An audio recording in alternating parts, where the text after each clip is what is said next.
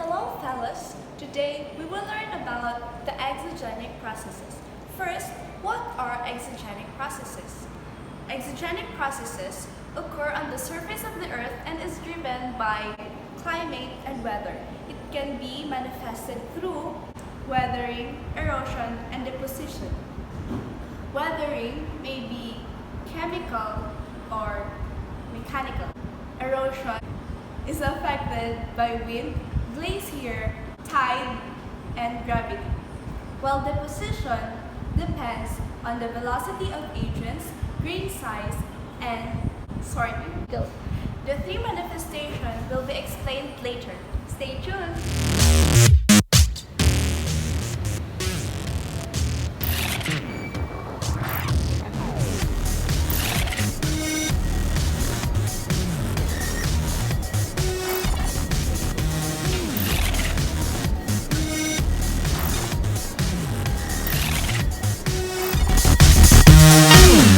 There are two types of weathering, physical weathering and chemical weathering.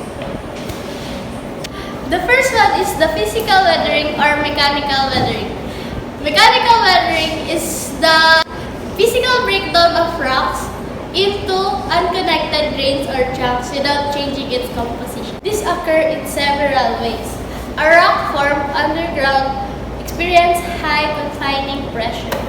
When this rock is brought to the surface by a flip, the high pressure release due to removal of overburden. As a result, natural cracks or joints are formed, breaking the rocks into rectangular blocks or irregular chunks or onion-like sheet.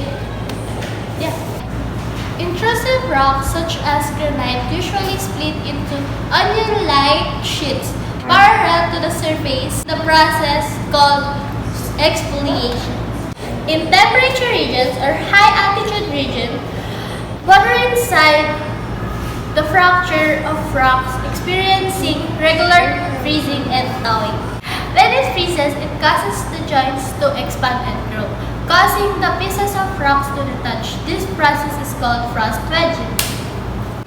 Joints also expand when plant is growing on its surface.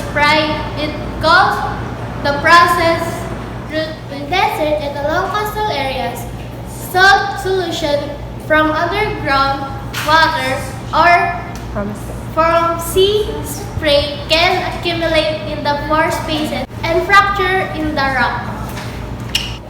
When the salt crystallizes, it pushes apart the surrounding grains and weakens the rock, causing it to disintegrate when exposed to wind and rain. This process is called salt wedging. Thermal expansion occurs when exposed to high temperature, such as forest fire. Its outer layer expands due to baking. When it cools, the outer layer contracts, causing the surface to break into sheets. Marine animals can push open cracks and move rock fragments.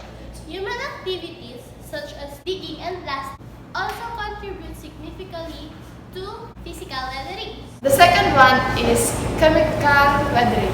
Chemical weathering occurs when there are chemical changes in at least some of the composition of the rock. It is a surface or near surface process that is not influenced by high temperature or pressure. The chemical reaction occurs at a faster rate in warm, wet climate change such as tropics. The common chemical reaction that occurs in rocks are the following. This solution happens in a certain mineral which are dissolved in water. Halite dissolved rapidly in pure water. Limestone, which is composed of calcite, is weathered this process and develop waves through time. Hydration occurs when water absorbs into the crystal structure in the mineral. Certain types of clay span through this process. Biological weathering also occurs in roots of plants. when fungi and insects secrete organic acid that dissolve of minerals, and the nutrients are taken by this organism.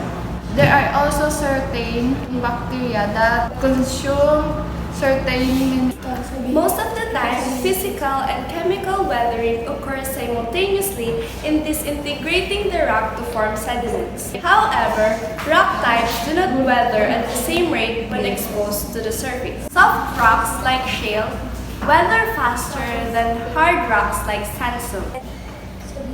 This creates indentations in rock slope composed of alternations of soft and hard rock layers. Weathering is an important process in the formation of soil.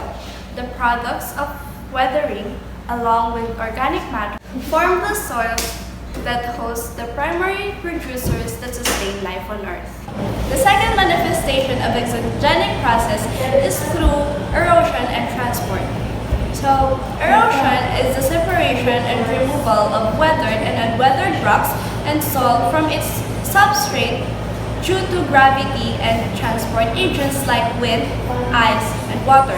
It involves abrasion, plucking, scoring, and dissolution. On the other hand, transport is the process by which sediments are moved along from its source to where they are deposited. Wind erosion commonly occurs in flat, bare areas or dry, sandy, and loose soils. It detaches soil particles and transports them through wind. Sandstorms are common phenomenon in deserts that transport lots of sediment for hundreds of kilometers.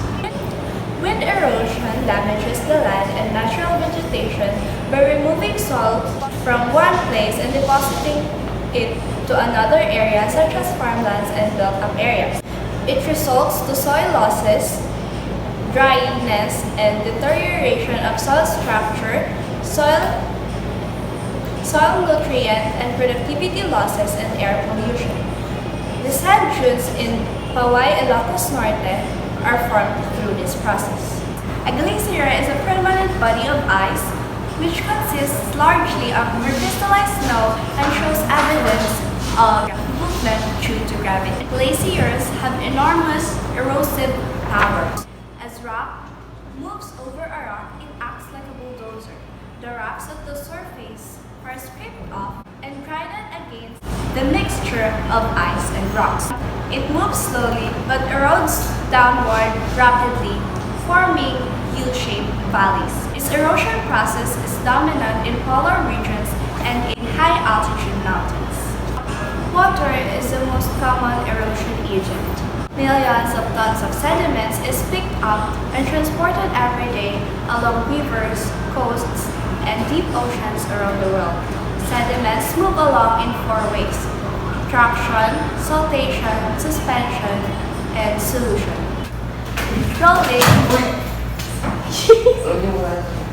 Traction is the rolling and dragging of large grains aided by the push of smaller grains. Second is saltation. It is the bouncing of sand grains as they are picked up, carried along, and dropped repeatedly. Third is suspension. It is the movement of fine particles like silt and clay. The last one is solution. It is the movement of soluble minerals like salt. There are rivers that are small, that have small individual streams that are called tributaries. In the elevated areas such as mountains, they are called the V-shaped valleys. In wider and gentler valleys, they transport sediments and get smoother and smaller. And in lowlands, rivers develop the meanders and form very wide floodplains. The sediments produced by weathering, which were separated by erosion and transported by different agents, will eventually settle down in a particular place given the right conditions.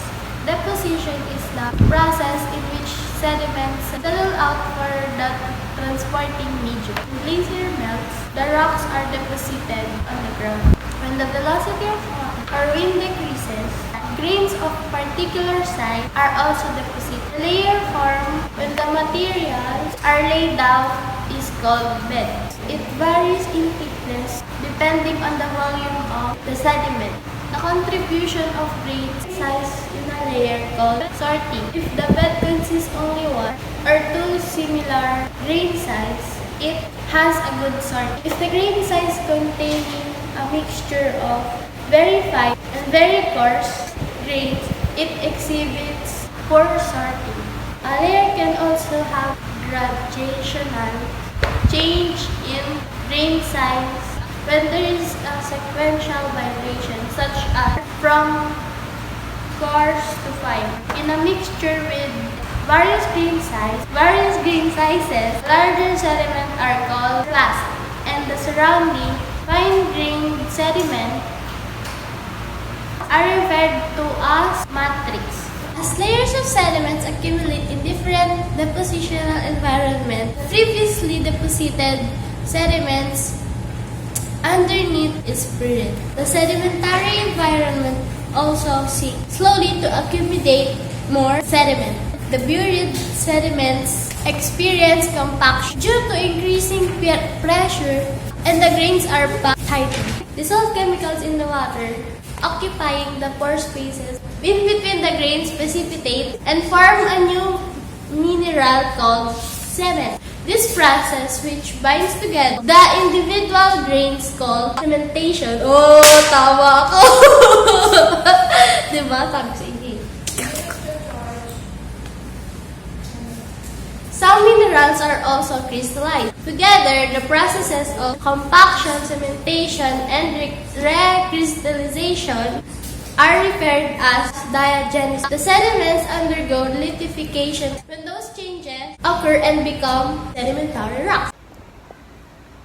We have finished discussing about the exogenic processes, and we are able to reflect on the topic. And we would like to share it to you. As for me, I learned that being on top doesn't mean we will always remain on that place. We may experience downfalls that will keep our feet on the ground and remind us that there is someone who is better than us and he controls everything. The things we do may affect other people even though we are unaware of it. We must be careful of our actions because there might some instances that we are already pulling them downward or breaking them piece by piece without even realizing it. What works for you does not mean it will work for others as well. We have our own unique characteristics and preferences. We have our own ways of getting to be better individuals. Every individual has their own ways of improving. We have our own will. We get to choose where we want to be, whom we want to be, and what we want to be. We cannot the decision of others just because they choose to be different. That's it. We have learned the exogenic processes. Now, let's take a recap.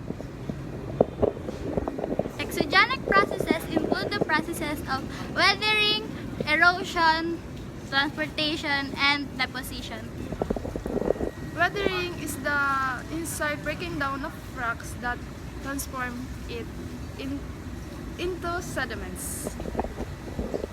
Erosion is the separation and removal of rocks and soil from its substrate due to gravity or transporting agents like wind, ice, and water.